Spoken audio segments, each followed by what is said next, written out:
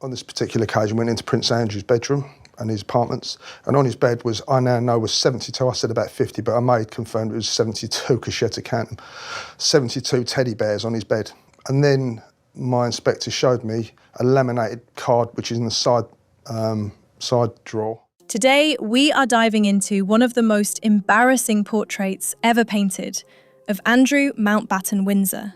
These stories provide insight into the behaviour of the former prince. The behaviour was so juvenile, crude, and frankly humiliating that many people are questioning how this was ever tolerated. These are accounts from journalists, society insiders, and witnesses who say Andrew behaved like a child who relied on humiliation, shock value, and petty cruelty to get attention. They paint him as someone who used his royal privilege to embarrass women, intimidate guests, and make people feel they could not push back. Before we dive in, make sure to subscribe and turn on notifications so you don't miss a thing. Grab a cup of tea. This one is quite something. Andrew Mountbatten-Windsor, now 65, was stripped earlier this month of every remaining title and ordered by King Charles to vacate Royal Lodge. New fallout overseas just days after Prince Andrew announced he'll stop using his royal titles. Now he faces new allegations and investigations related to Jeffrey Epstein and Virginia Giuffre. It all comes just one day before Giuffre's memoir detailing her time with Andrew is set to be released. The mansion he has occupied rent-free for more than 20 years. That move followed years of scandal involving Jeffrey Epstein and the disastrous Newsnight interview that destroyed whatever credibility he still had. But as this new reporting shows, Andrew's fall from grace did not come out of nowhere. For decades, people who met him at private events described behaviour that was strange, intrusive, and often demeaning. One titled woman summed it up perfectly when she called him the most boorish man I have ever met. The stories you are about to hear explain exactly why. Writer Craig Brown recounts a rather uncomfortable incident from when Andrew was just 17. At a house party with several young women, the morning after brought complaints that Andrew had barged into their bedroom at around 2 in the morning. He reportedly told them he could not sleep because there was a ghost in his room and asked if he could climb into bed beside them. He was swiftly kicked out. I said, didn't you hold a party for, Ghislaine Maxwell? And he went, no. And I thought, oh my God, I've got this wrong. Because I had my notes and I'd checked and I'd done all the research. And I was like, no, my research is crumbling.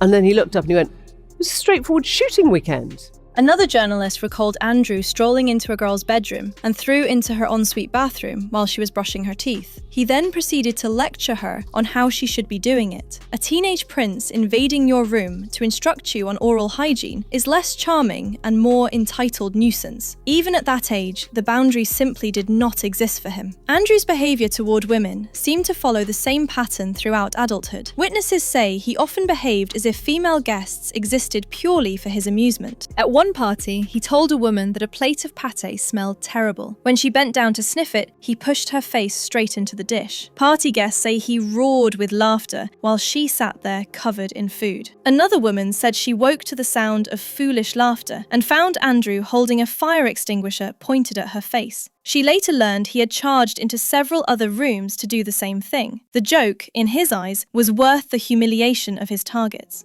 The headlines will not go away, and neither will the questions for the palace. But could one of the King's most senior aides have some of the answers? This here is Lord Peter Roslin. Now, he is one of the most trusted members of the King's household. These are not pranks among equals. These are power games played by someone who knew the people around him could not complain. There is also a long whispered claim that Andrew enjoyed what they discreetly called his surprise inspections. Several guests say he wandered the corridors during overnight country house gatherings, pushing open any door with a light still on. One socialite claimed he once opened her door, looked her up and down, and said he was shopping for entertainment. She described the grin on his face as something that made her skin crawl. Another guest said Andrew would sometimes hover outside just to listen in before bursting in with forced laughter as though he had caught someone red-handed. The effect was unsettling. Many young women said they never felt they could relax for even a moment because the Queen's son might decide to turn them into the centrepiece of his next joke. He's saying that, for the sake of the country and the monarchy,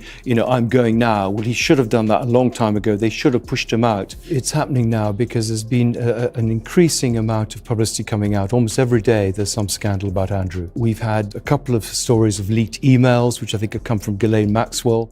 Andrew developed an unusual set of games, many of which were designed to cause embarrassment. He liked to form choo-choo trains, where he would coax guests into a conga line while shouting choo-choo through the room. He also adored a fruit passing game, where guests had to hold pieces of fruit between their chin and neck and pass them to each other without using their hands. Many women said it forced awkward closeness and felt uncomfortably suggestive. Another favourite was the mustard trick. Andrew would tell guests to close their eyes, hold out their hands, and make a wish before clapping. What they did not know was that he had placed an open tube of mustard between their palms. When they clapped, the mustard burst all over their faces. Witnesses said this gave him enormous delight. These stunts were not clever or witty. They were childish pranks, usually played on people who did not dare retaliate. In 1981, the Queen rewarded Andrew for gaining his helicopter wings by giving him an Egyptian holiday. To suggest that he is still a key part of the firm, despite being forced to step back in 2019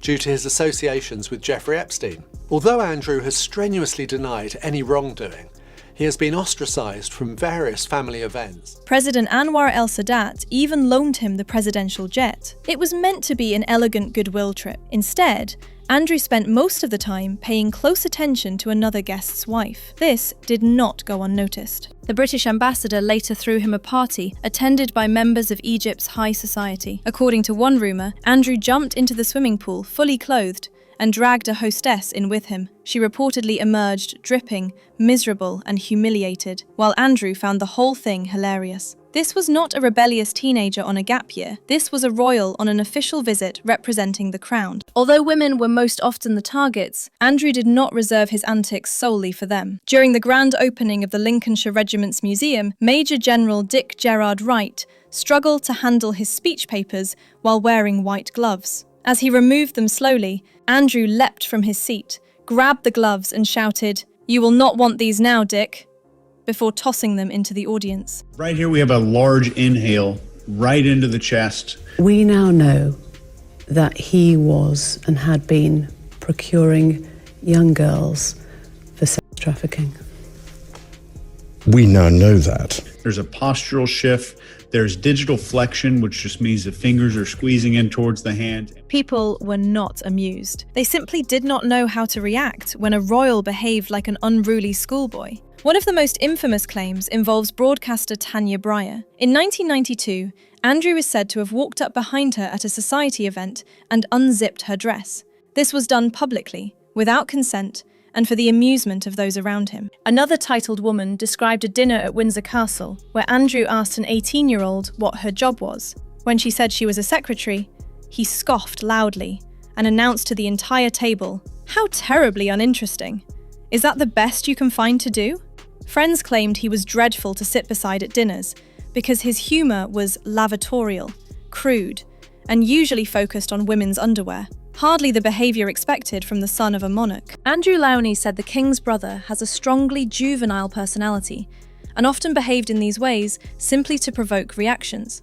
But these were not harmless pranks. They were humiliations delivered from a position of immense privilege. Many of his targets were young women and staff members who could not respond without risking their standing. For decades, the monarchy protected him, covered for him, or dismissed complaints. And over time, Andrew became more emboldened, more coarse, and more convinced he could behave however he pleased. That illusion is now over. On the 6th of November, King Charles stripped him of all remaining titles and privileges. This came shortly after the release of Virginia Giuffre's autobiography, and a growing sense that the public would never accept Andrew's return to any royal role. These new stories make it clear that the Andrew we see today is not a recent invention. The signs were always there. Andrew Mountbatten-Windsor is no longer styled as His Royal Highness, and no longer holds a title. Soon, he will not even live at Royal Lodge. But these stories reveal a deeper truth. For decades, Andrew behaved in ways that demeaned,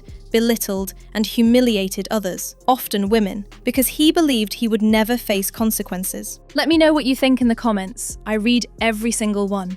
Should more witnesses speak out? Should the palace have acted sooner? And what does this say about the culture that allowed it for so long?